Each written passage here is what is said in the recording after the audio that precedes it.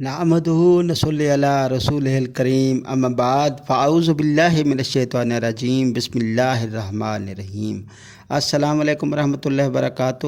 بعض بچے جو ہے بول نہیں پاتے، ایسے بچوں کے لیے ایک زبردست عمل بتاتا ہوں، بہت ہی زبردست عمل ہے۔ آپ نے کرنا یہ ہے، سورہ بنی اسرائیل پوری صورت ایک مرتبہ پڑھ کر پانی پر دم کر دیں، یعنی ایک بوتل لیں اور اس پر دم کر دیں اور وہ رکھ لیں، اور روزانہ منہ نہار وہ پانی جو ہے وہ بچے کو پلائیں۔ اس طرح 6 ہفتے تک 6 مرتبہ بوتل تیار کر کے بچے کو پلائیں۔ یعنی اگر آپ نے ہفتے کے دن سے عمل شروع کیا ہے تو دوبارہ یہ عمل شروع کر دیں، پھر اگلے ہفتے سے دوبارہ عمل شروع کر دیں۔